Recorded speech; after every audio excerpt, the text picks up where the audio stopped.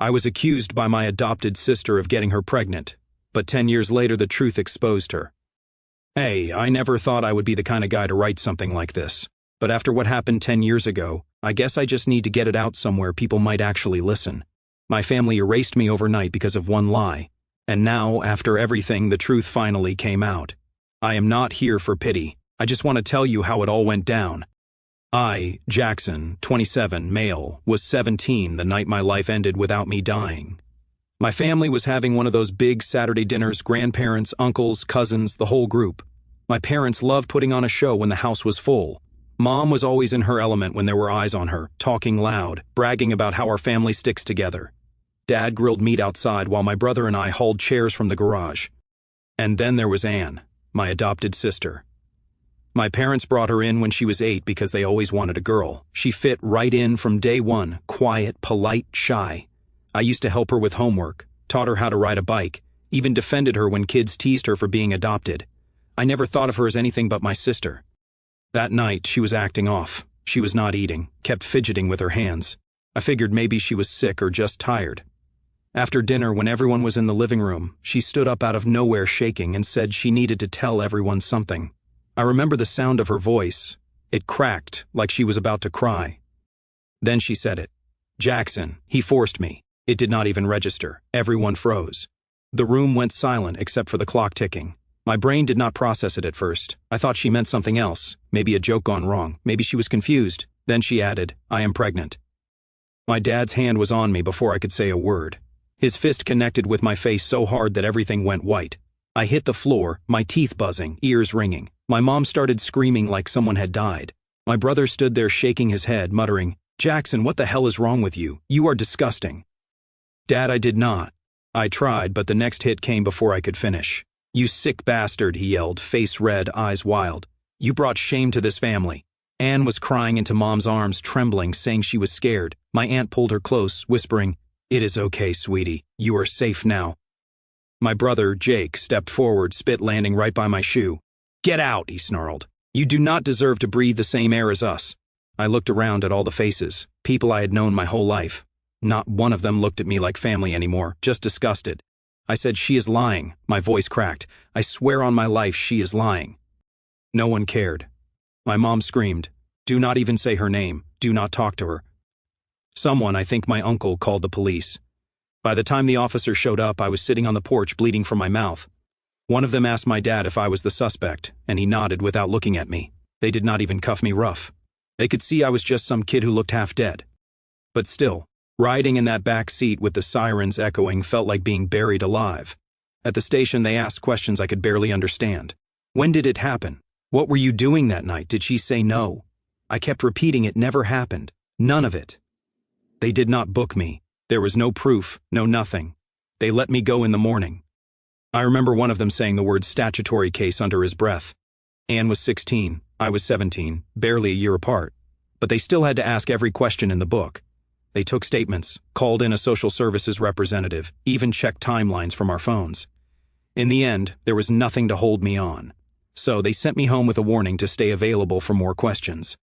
But when I stepped outside, the world already knew. Our town was not big. By sunrise, half of it had already decided I was guilty. I did not go home right away. I walked around until my legs gave out. When I finally got back, all my stuff was piled on the front lawn. Clothes, school books, even my backpack. My dad stood by the door like a guard. Get out, he said. His voice was not angry this time, just cold. You are done here. Dad, please, you know me. I would never. Do not call me that. You are not my son anymore. I tried to reach for my mom through the doorway. She turned her face away, clutching Anne like she was the victim of a crime scene. Jake slammed the door behind them. I stood there. My hands were shaking so bad I could barely pick up my bag. That night, my phone buzzed. It was Emma, my girlfriend. We had been together a year. She knew me better than anyone. She whispered through tears, I believe you, Jack. I swear I do, but my parents, they will not let me talk to you. They think it is true. They said if I ever see you again, they will call the cops. Please do not do this. I said, she sobbed. I am sorry. I cannot lose them. Then she hung up. I stared at the phone screen until it went black. That was the last time I ever heard her voice. I sat in my car the rest of the night behind a gas station 2 towns over. I stared at the cracked windshield, watching rain streak down in crooked lines. In less than 12 hours, I had gone from a normal kid with a family, a girlfriend, a future to a criminal in everyone's eyes. Every time headlights passed by, I thought it was my dad's truck, thought he would drag me back to finish what he started, but no one came. When the sun finally came up, I looked at myself in the rearview mirror. My face was bruised, my shirt still had blood on it, and I realized something simple but final: no one was coming to save me. And that is when it hit me. My family had not just kicked me out, they erased me. That thought sat in my chest like a stone. As I drove through the night, I did not have a plan or a map, just the clothes on my back, a backpack, and $200 I had in my wallet. I drove until the gas light blinked red. The engine coughed near a sign that said, "Welcome to Maplewood." I did not care where I was. I pulled into a parking lot behind a row of stores, the kind that looked half abandoned. My hands were shaking from hunger and cold. I had been living off vending machine chips for days. A help wanted sign was taped to a diner window across the street. I stood there staring at it, trying to build the courage to walk in. The bell above the door jingled when I entered. A man stood behind the counter, broad shoulders, gray beard, deep lines in his face. "Can I help you?" he said, voice rough like gravel. "I saw the sign," I said. "I can wash dishes, do anything, really." He looked me over. My clothes were wrinkled, my shoes still had mud from the roadside. "You ever worked in a kitchen?" "No, sir." He grunted. "You look hungry." "I am fine," I lied. He sighed and nodded toward the back. "Name is Andy, sink's in there. You start now. You get a meal after your shift." That was it. No questions, no paperwork, just work. The kitchen was small, loud, and hot. I scrubbed plates and pans until my hands went raw. The first meal Andy gave me was a half-eaten burger and fries from a customer who did not finish. I did not care. I devoured it like I had not eaten in weeks. When closing time came, I tried to hand him back the plate, saying I would find somewhere to sleep. Andy wiped his hands and said, "There is a room upstairs. It is not pretty, but it has got a bed and a lock. You can work it off." That was the first act of kindness I had had in weeks. The room was small, maybe 10 feet across, with a stained mattress, a flickering bulb, and wallpaper peeling from the corners. But it was a roof, and the floor did not move under me. I collapsed on the bed and slept for 14 hours straight. Over the next few days, I fell into a rhythm. Andy did not talk much, but he would grunt things like "good job." Those words meant more than any apology I had ever gotten. One night, about 2 weeks in, I came downstairs to lock up and found Andy sitting at the counter reading the newspaper. He looked up at me and said, "Kid, what is your story?" I froze. "What do you mean?" "Got a customer in here today, some trucker passing through. Said he saw your picture in a paper a couple towns over, some family thing." My stomach dropped. I started shaking. "That is not what it looks like. It is a lie. My sister, my adopted sister, she made it up. I swear I never." Andy raised a hand. "Calm down, kid. I do not care what they say." I blinked at him. "You do not?" He leaned back on the stool. "Everybody has got a story. You are here working. That is what matters. Keep your head down, do your job, and rebuild your life. The rest will sort itself out." It took a second for those words to sink in. For the first time since that night, I did not feel like a monster. That night, I sat on the edge of the bed, staring at the cracked wall, trying to process it. Andy did not know me, but he still gave me a chance. My own family could not do that. One night, I was looking at my contact list on my phone. I hesitated before calling home, but I needed to hear my mother's voice. Maybe enough time had passed. Maybe they had realized the truth. She answered on the third ring. "Mom, it is me," I said quietly. Silence. "Jackson?" "Yeah, I just wanted you to know I am okay. I found a job. I am." "Do not call here again," she said. Her voice cracked. "Your father does not even want your name spoken in this house." Then she hung up. I stared at the phone until the screen dimmed. That was the last time I ever tried. Weeks turned into months. I worked double shifts and saved what little I could. Andy started teaching me small things. How to fix a leaking pipe, patch a vent, check a thermostat. "Learn to fix things, kid. It is the only way to survive," he would say. One night after closing, curiosity got me. I searched Anne's name. There she was, smiling in pictures, belly round, family around her, holding pink balloons that said, "It is a girl." My mother stood beside her, proud, holding a cake shaped like a baby carriage. My brother was in the corner of the photo, smiling like nothing ever happened. My throat burned. My stomach twisted so bad I had to close the laptop. Then I decided I would never be Jackson Smith again. After that night, something in me switched off. No more trying to explain. No more hoping someone would come around. I was done being the version of me they buried. I threw myself into work at the diner. I would be there before sunrise and leave long after closing. I fixed leaky faucets, cleaned grease traps, learned how to replace filters in the old air vents. Andy noticed. One afternoon, while I was unclogging the sink with half my arm down the drain, he said, "You ever thought about learning this stuff for real?" I looked up confused. "Like plumbing?" He chuckled. "Nah, bigger. Heating, cooling, air systems, H5th, C. People always need heat or cold, kid. That skill feeds you forever." The way he said it stuck with me. I was tired of scrubbing plates. I wanted something that lasted, something that could not be taken from me. A few weeks later, Andy handed me a flyer from the community college down the highway. "Night classes," he said, sliding it across the counter. "You would be good at it. You pay what you can. I will cover the rest until you are on your feet." I stared at the paper for a long time. Nobody had ever offered to help me like that before. Not even my real family. I signed up the next day. The first few months were brutal. I would work 10-hour shifts at the diner, then catch the bus to night school, fighting to stay awake through lectures about compressors and coils. Every time I fixed something, when cold air came out of a vent, when a broken unit roared back to life, it gave me a rush like I was fixing myself piece by piece. Andy kept pushing me. "Do not just get good," he said. "Get so good they cannot ignore you." By the time I earned my GED, I was already halfway through the H5th program. I started doing small repair jobs on the side, Andy's house, the diner's vents, a few regular customers. When the certificate came in the mail, Andy hung it in the diner's hallway like it was his own kid's diploma. "Not bad for a runaway," he said, patting my shoulder. I laughed even though it still hurt to hear that word. With Andy's help, I saved enough to buy a used pickup and a set of second-hand tools. I quit the diner and started working full-time for a local H5th company. One summer afternoon, a coworker named Derek got accused of stealing cash from a client's kitchen counter. The boss was ready to fire him on the spot.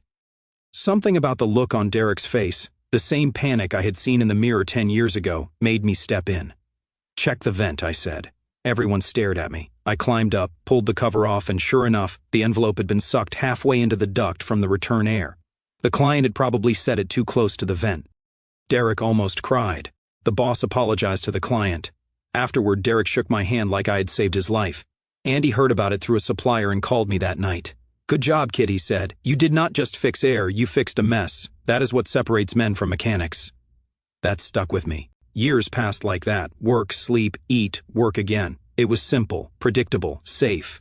But sometimes at night when I got home, I would feel this hollow space inside me, like there was a whole other life still buried somewhere. One night, while doing invoices, I opened an old account I had not touched in years. My hands shook when I logged into social media. I should not have done it. There they were, my family, smiling, laughing, and standing in front of a birthday cake with a little girl, her daughter, who looked about 10. My mother was there holding her, my dad's arm around them like nothing had ever happened. My brother standing in the background, grinning like he did not spit at my feet once. The caption read, "Happy birthday to our miracle girl. Family is everything. Family." I scrolled through the photos until my chest hurt. Anne looked happy, radiant, like someone who had never ruined a person's life. I closed the laptop and sat there in the dark, shaking. For years I had imagined them falling apart without me, but they did not. They just replaced me. That night I sat in my truck in the parking lot after my shift and made a decision. I went home, deleted every old account, every trace of the name Smith. I cut ties with the past like cutting a loose wire. By morning I filed the paperwork for a legal name change, Jackson Winter.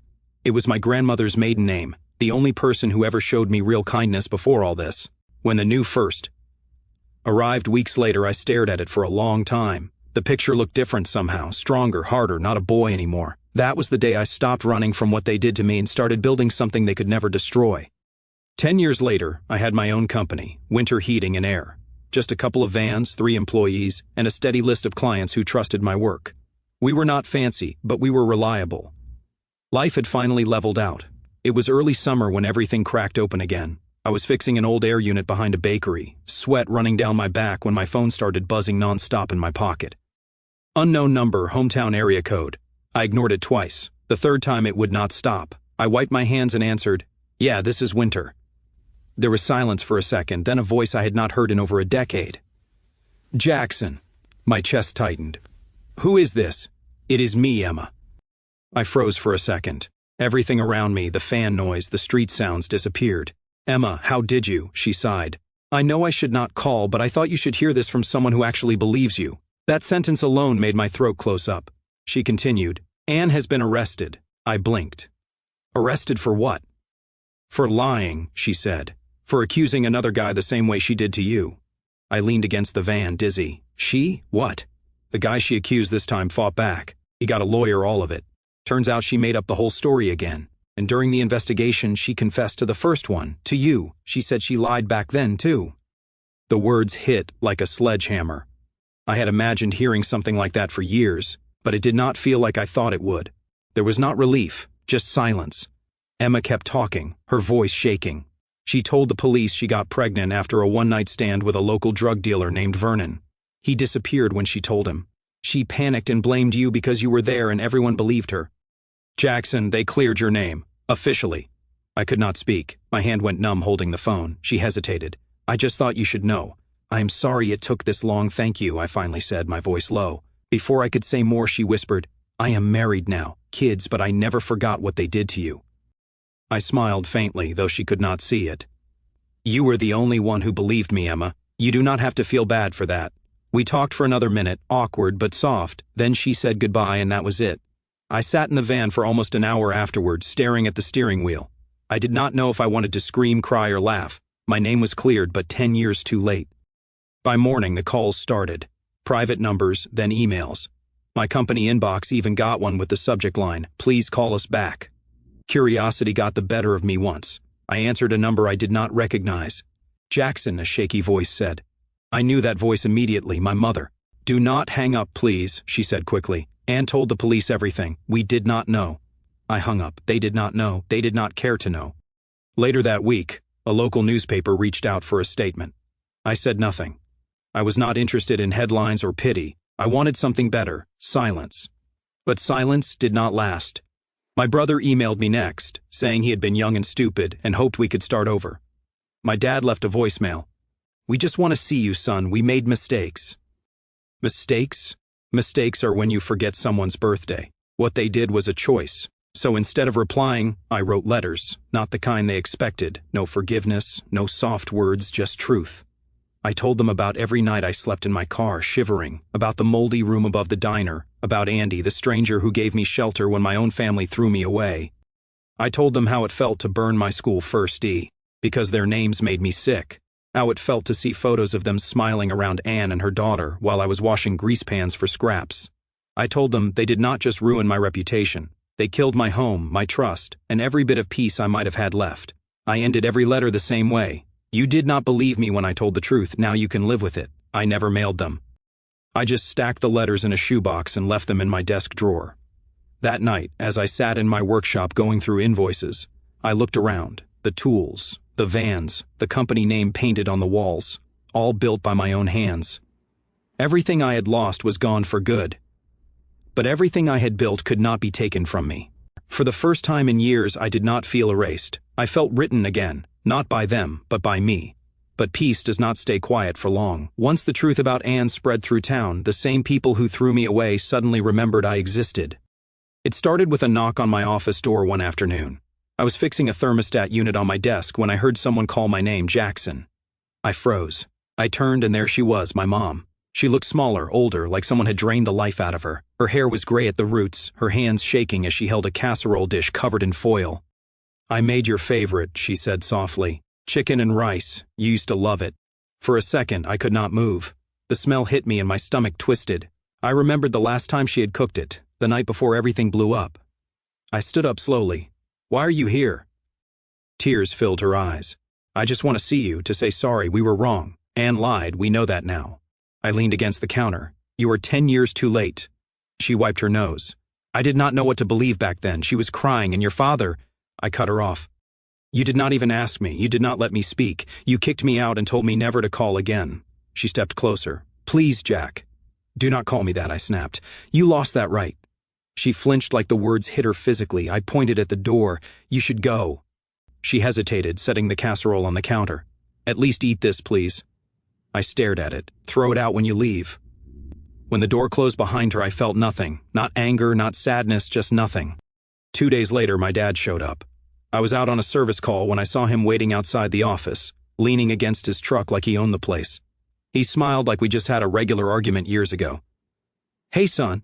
I did not answer. You have done good for yourself, he said, looking around. Business, trucks, employees, I am proud of you. Get to the point, I said. He shifted his jaw. Your mother is not doing great. She cries every day. I figured maybe if we all sat down, cleared the air. Cleared the air? I almost laughed. You beat me and threw me out. You left me homeless. You cleared the air that night when you told me I was not your son. He sighed, frustrated. I was angry. You have to understand, it was a different time. Things looked bad. So you hit first? Ask questions? Never. His face tightened. You do not have to keep holding on to hate, son. I am not holding on to hate, I said, pulling out my phone. I am holding on to self-respect. He frowned. What are you? I pressed a button. Security. I've got someone trespassing at the front, big guy in a red jacket. His expression changed instantly. You are calling security on your own father? You are not my father, I said. You are a stranger who ruined my life. The security guard from the next building came over a few minutes later, asked him to leave. Dad muttered curses all the way to his truck, slammed the door and peeled out of the lot. When the silence returned, I just sat there at my desk staring at the same spot he had stood. Meanwhile, bits of gossip reached me through old contacts. My family was falling apart. Dad had lost his job at the plant after yelling at a supervisor. Word was he had nearly gotten arrested for it. Mom barely left the house. Neighbors said she was sickly and not herself anymore. My brother's wife had taken their kids and moved in with her parents after finding out what happened years ago. Everything they built, every illusion of being the perfect family was cracking. People love to say karma takes its time. I would say it arrived right on schedule. One afternoon, my employee Kevin came into the office with a small box. Hey boss, this was sitting outside the door, he said. Inside were letters, dozens of them, my name Jackson Smith, written on every one in shaky handwriting. No return address. I did not have to open them to know who they were from. My mom had always been dramatic about handwriting. I carried the box into the back room, set it on a shelf above the storage bins, and walked away. That night, I sat in my office, and I looked up at the window where those letters sat. I thought about all the words inside, probably apologies, excuses, maybe Bible verses about forgiveness. But forgiveness is a luxury for people who did not spend nights sleeping in their car, wondering why no one believed them. I did not want closure. I wanted distance. So, I left the letters sealed. Every last one. I kept them in that box, locked away. They wanted forgiveness because it made them feel lighter, not because they deserved it. They did not want me. They wanted redemption, and I was not giving it to them. I looked up at the sky and muttered to myself, they erased me once. Now I erase them forever. I thought that was it, the end. But the past has a way of finding cracks to crawl through. It was 3 months later when I got the letter. Plain white envelope, no return address. Inside was a single sheet of paper. Ann Williams requests to meet with you at Maple Ridge Correctional Facility. For a long time I just stared at it. Her name looked wrong on paper, like it did not belong in my life anymore. I threw it in the trash, then pulled it out, then threw it away again. But the thought stuck. For 10 years I had imagined what I would say to her if I ever saw her again. Maybe it was time to find out. So, a week later, I drove out to the prison. It was 2 hours away in the middle of nowhere. The guard at the front scanned my ID, buzzed me through, and led me into a gray visiting room that smelled like disinfectant and old coffee. I sat down at a metal table, my hands flat against the surface. Other people around me whispered quietly. Wives, kids, parents, all of them visiting people they still cared about. I was not one of them. Then she walked in. Anne. I barely recognized her. She was thinner, almost fragile-looking. Her skin was pale, hair pulled back tight, face lined and tired. The girl who once cried in front of our family, clutching her stomach and calling me a monster, looked like a ghost now. She sat down across from me, eyes flicking up once before falling to the table. "Thank you for coming," she said softly. I did not answer. She twisted her hands in her lap. "You look different," she said after a moment. "Older." "You look guilty," I said. Her eyes filled instantly. "I deserve that." "No," I said calmly. "You deserve worse." She nodded slowly, tears already building. "I know, and I am sorry for everything, for lying, for ruining your life, for all of it." "Why?" I asked. My voice came out low but steady. "Why me?"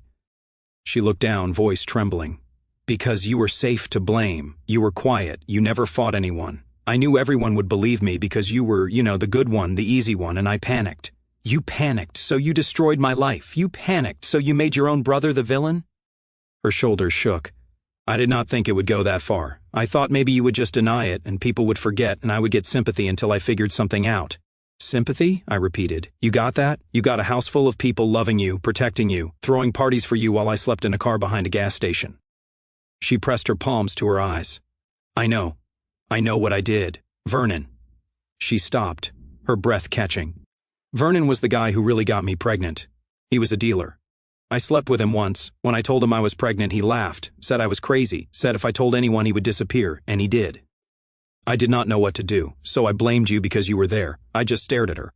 I did not even feel angry anymore, just hollow. You ruined my life, I said quietly. Do you know that you stole everything from me? My family, my girlfriend, my name. You made me into a monster. You made me afraid to trust anyone again. She was crying, wiping her nose with her sleeve. I have thought about you every day in here, she whispered. I hate myself for it. I cannot sleep. Every time I close my eyes, I see your face from that night. Good, I said flatly. You should see it. You should never stop seeing it. She looked up then, desperate. There is something else. My daughter, they never told her the truth, Anne said. Mom said it would confuse her to change the story, so she still thinks it is you. I stared at her, stunned. Even after everything came out, she nodded weakly. They said she is too young to understand, and that admitting they were wrong would just open old wounds. They would rather keep the lie than face what they did. She asks about you sometimes. Anne said she has seen your photo, old ones from before everything. She wonders why you never came around. That hit harder than anything else, she said. Somewhere out there was a kid, not mine, walking around believing the same lie that destroyed me. I stood up, my chair scraping the floor. A few people turned to look. You do not get to tell me that, I said. You do not get to throw that on me now, like it is something I can fix. She reached out a hand, trembling. I am sorry, Jackson, I really am. I cannot undo it, I just needed you to know. I looked at her and I felt nothing, not relief, not closure, just the end of something. You took 10 years from me, I said quietly. I hope you never sleep peacefully again. She was crying hard now, choking on her words. I deserve it, she said, all of it. I leaned down slightly, met her eyes one last time. You do. Then I turned and walked out. The guards did not say a word as they buzzed the door open. I got into my truck and sat there, hands gripping the wheel, staring at the fence in front of me. I thought I would feel free after seeing her, like I had won somehow. But I did not. There was no victory in it, just exhaustion. Some things do not fix when the truth finally shows up. Some things stay cracked even when you stop caring. But as I started the engine and pulled away, I realized something. Walking away, not forgiving, not exploding, just leaving. That was its own kind of power. For the first time, I did not feel erased. I felt finished. A year passed after that visit to the prison, and life settled into something that finally made sense. I sold my old small house and bought a new decent one just outside the city. 3 bedrooms, fenced yard, nothing fancy, but it was mine. Every wall, every nail paid for with work I earned myself. Then there was Rachel. I met her through one of my clients. She was a graphic designer who came in to redo the company logo. I did not plan on dating anyone, but she had this calm about her. She did not ask too many questions about my past, just said, whatever it was, you are not that guy anymore. We had been together a year now. She moved in with her cat, and I got a rescue dog named Edgar. Between the 3 of us, the house finally felt alive. Work, Rachel, Edgar, peace. Then one morning, an envelope came in the mail with no return address. My stomach tightened. I thought it might be another apology from my family, but when I opened it, the name inside made me stop. David Kenderson. The second man Anne had accused. His handwriting was neat and short, straight to the point. Mr. Winter, I am filing a civil case against Anne for defamation and emotional damage. You deserve that justice too. My lawyer says your testimony would help both of us. If you are interested, call me. I read it twice. Then I called him that afternoon. We met at a coffee shop the next day. He was around my age, maybe a few years older. He shook my hand like we had known each other our whole lives. Feels weird, does it not? He said, being connected by something that messed us both up. Yeah, I said, but I guess we both survived it. We spent an hour talking through everything. When he asked if I wanted in on the lawsuit, I did not hesitate. I am in, I said. The case took months, but this time I was not running or hiding. I showed up in court, sat across from Anne, and told the truth, calm, steady, without anger. I did not even look at them when I spoke. The lawyers laid everything out, the false accusations, the manipulation, the emotional damage, the proof she had done it twice. When the judge finally ruled, the courtroom went silent. Walking out of that courthouse, I felt lighter than I ever had. My reputation was officially clean, but it was more than that. It was like a ghost had finally stopped following me. For once, my name was not buried in shame. It stood next to words like truth, justice, vindication. Then the voicemail came. It was late, almost midnight. I was finishing invoices in my office when my phone buzzed. Unknown number, hometown area code. I almost ignored it, but it went to voicemail, and something made me listen.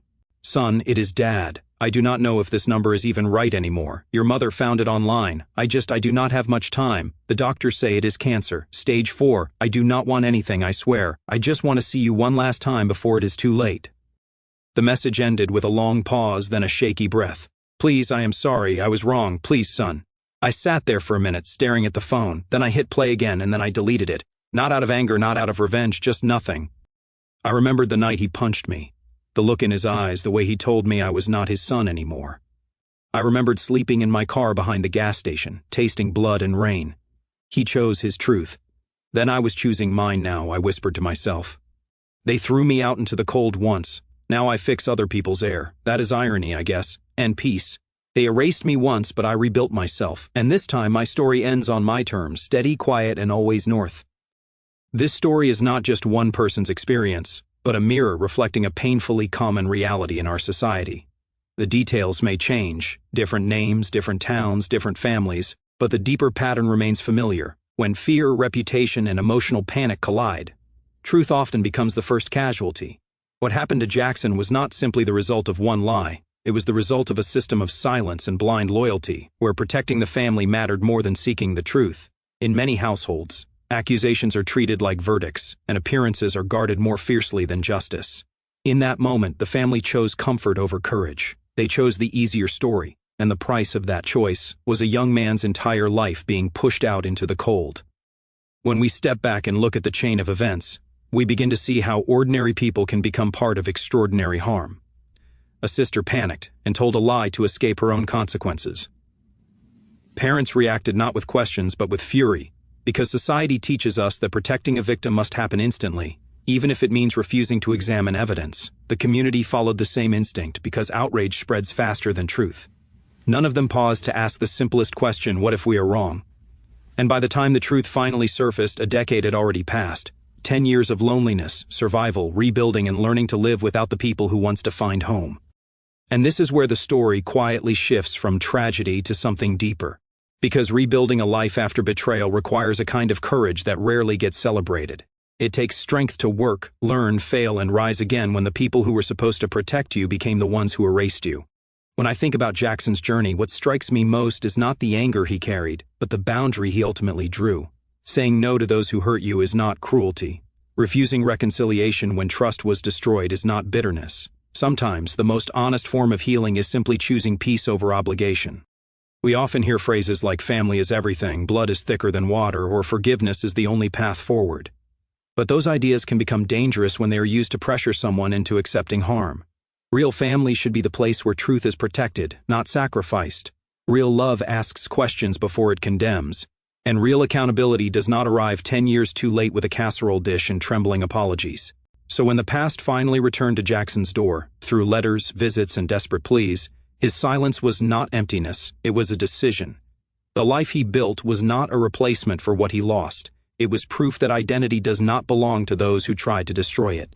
But stories like this never end with a simple moral. They leave us with something far more uncomfortable, a question about who we might become if we were standing in that living room on the night the accusation was made.